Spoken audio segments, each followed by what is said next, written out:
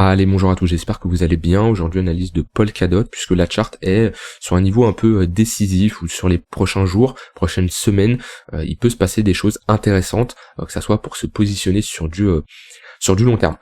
Polkadot, la dernière fois que j'avais fait une update, j'avais un biais bearish, et c'est là l'importance de changer de biais rapidement et de s'adapter en fonction de ce que le marché nous donne. On avait cassé ce niveau-là. Quand je vous avais fait une update, on l'avait break tout simplement. On a fait un pullback, donc on a transformé cette zone de support en résistance. Je vous rappelle pourquoi on transforme une zone de support en résistance, parce qu'ici il y a beaucoup d'acheteurs. Ici, il y a beaucoup d'acheteurs, d'accord, qui sont en position, et au moment où on break, on a une résolution à la baisse, on a des vendeurs qui ont gagné la bataille, parce que ça c'est un range, une borne basse, une borne haute, on a tout simplement les vendeurs qui ont gagné la bataille, et au moment où on fait un pullback au niveau de l'ordre d'entrée de tous ces acheteurs-là, ça leur donne une porte de sortie. Et ces acheteurs-là, ils clôturent leur position.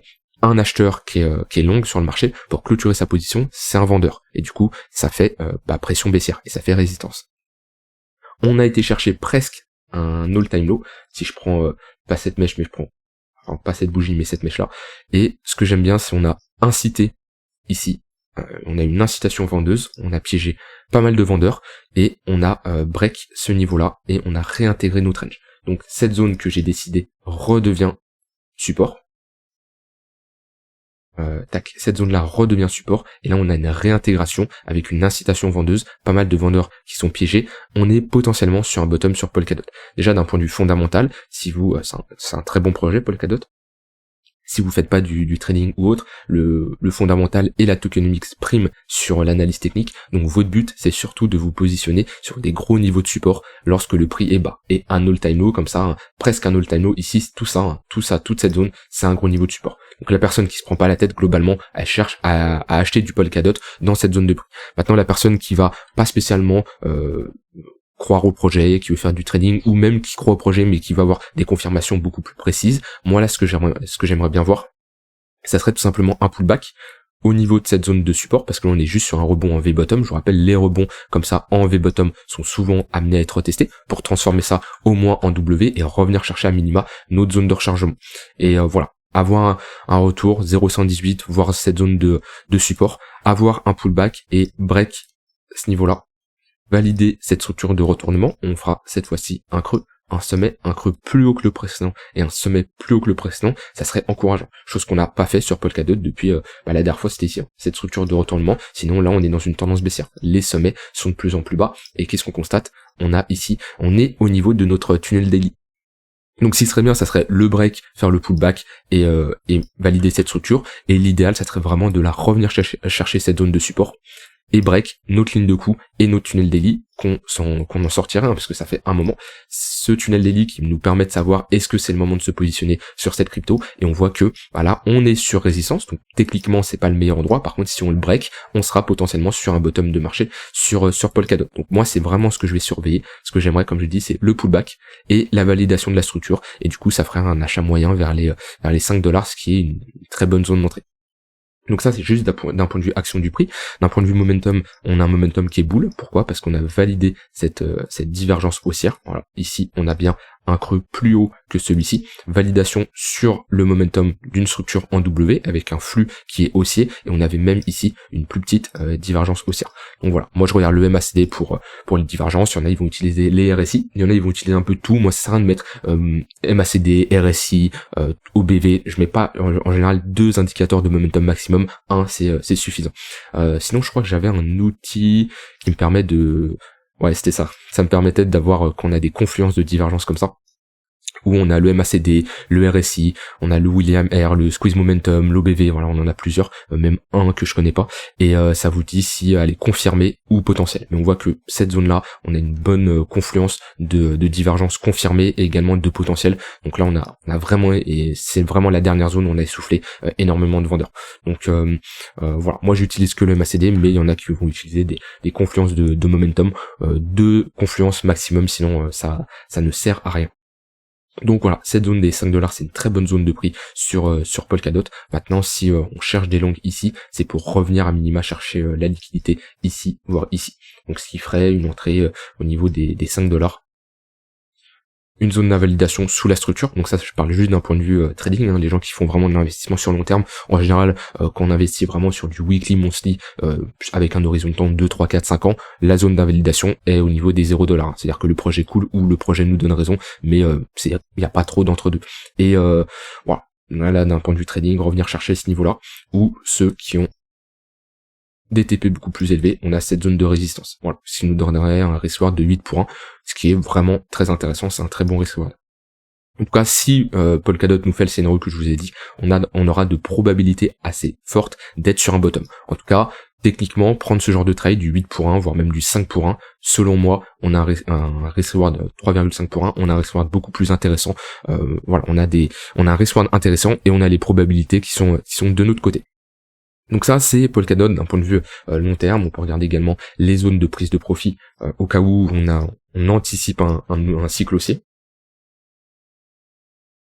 Point le plus bas, point le plus haut, Fibonacci, on a déjà les 0,382 de Fibonacci qui sont pas n'importe où, puisque là on a une bonne zone de résistance. Voilà, on voit bien, le prix avait buté, on avait cassé, ça avait fait office de support, ici de résistance. Donc globalement, cette zone-là, cette zone des 23 $, c'est une très bonne zone de prise de profit. Alors, ce qui nous ferait quand même déjà une bonne performance. Si je prends le point le plus bas, on est sur un x5. Ok, donc c'est une bonne performance. Il peut y avoir une zone de prise de profit partielle. Ensuite, on a bien entendu la zone de rechargement de short, qui est une zone où techniquement, si on a des bears qui veulent défendre ce sommet-là, c'est ici qu'ils le feront. Et ensuite, si on fait un nouvel ATH, on va aller check ça. Hop, alors je vais être plus précis là, vu qu'on va être en logarithmique. Hop. On met tout simplement des extensions. Alors je vais juste inverser. On pourrait revenir chercher les... alors ça s'active uniquement si on fait un nouvel ATH.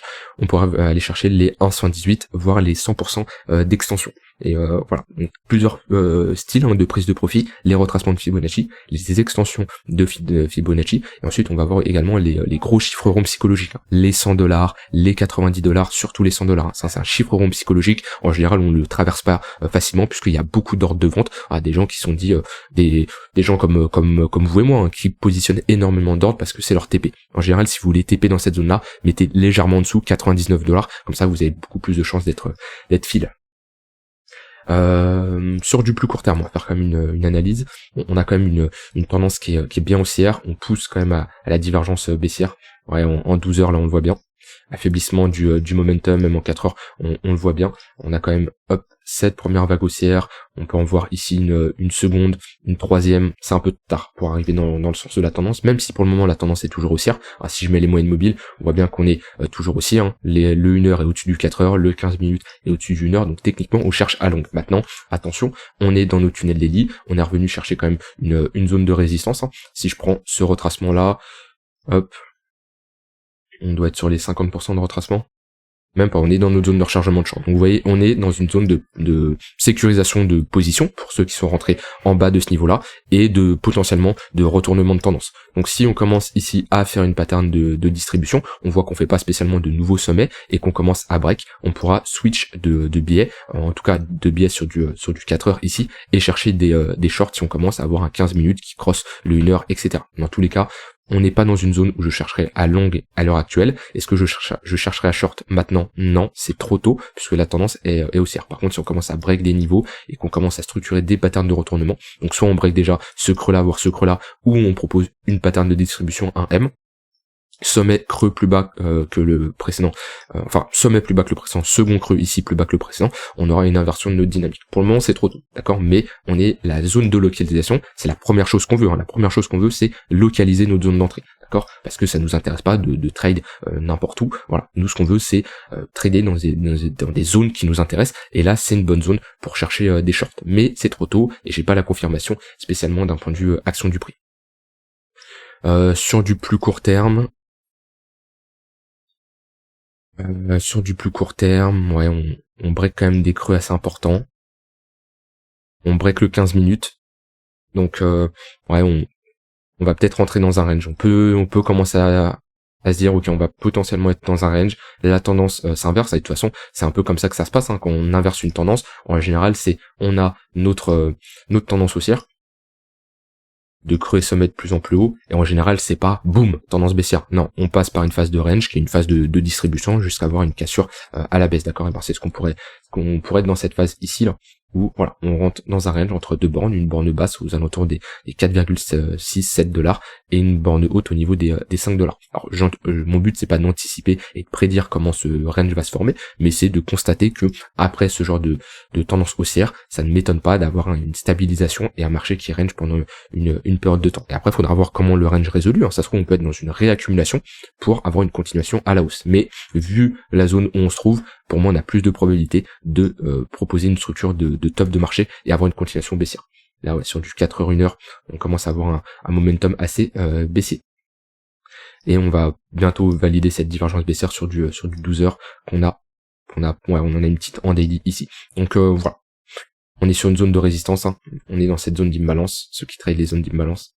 On l'avait comblé avec cette mèche, mais dans tous les cas, on est dans cette zone de résistance, hein. Donc c'est la dernière consolidation avant cette tendance baissière, donc ce qui nous montre comme quoi cette zone là est défendue par des vendeurs. Donc voilà, si vous êtes rentré ici, très bonne zone de prise de profit. Si vous cherchez à long cette tendance, pour moi c'est trop tard. Si vous cherchez à short, attendez d'avoir une pattern de retournement, mais ça peut être intéressant de chercher des shorts. Je voulais juste regarder DOT contre le BTC. Donc, la chart est pas, j'ai passé d'historique. Ouais, la chart est pas terrible. La chart est pas terrible, hein. Donc ça c'est tout simplement Polkadot contre le BTC, ça nous montre qui surperforme qui. Donc quand on a une tendance haussière, Polkadot surperforme le BTC, et vaut mieux avoir des dots dans son portefeuille que du BTC, et quand on est dans une tendance baissière, bah c'est l'inverse, BTC surperforme Polkadot, et vaut mieux avoir des BTC dans son portefeuille. Maintenant ici, on n'est pas sur une zone de support, on est toujours dans une tendance baissière, on n'a pas de structure d'inversion dynamique. Donc ça serait bien d'avoir une phase de latéralisation, clôturer un range et avoir une cassure à la hausse, ça nous montrera que Polkadot est prêt à surperformer le BTC. C'est pas le genre de chart que j'aime bien. Vous voyez, je préfère la chart d'Atom. Atom effecté, utilisé par BTC USDT. Voilà, ça c'est déjà plus encourageant. On n'est pas spécialement dans une tendance baissière, on est dans un gros range. Alors oui, à l'intérieur de ce range là on est dans une tendance baissière, mais vous voyez, on est sur un niveau de support, on a une petite réaction. Ça c'est plus intéressant, on localise mieux notre entrée, d'accord. On peut se dire, ok, là on va faire de l'arbitrage et switch un peu de BTC contre de l'Atom, que sur Polkadot. C'est pas terrible. J'aime beaucoup moins, d'accord. J'aime beaucoup moins parce que là on peut pas savoir si on va s'arrêter là tant qu'on n'a pas ce genre de pattern d'accumulation.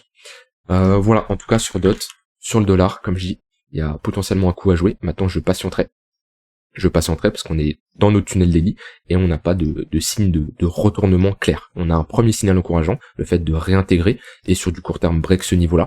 Maintenant, ce qu'il faut, ça serait d'avoir la confirmation que ce niveau de support est défendu. Voilà, si vous avez des questions, n'hésitez pas. Je vous souhaite une très bonne fin de journée et on se retrouve demain pour une prochaine vidéo. Bye bye.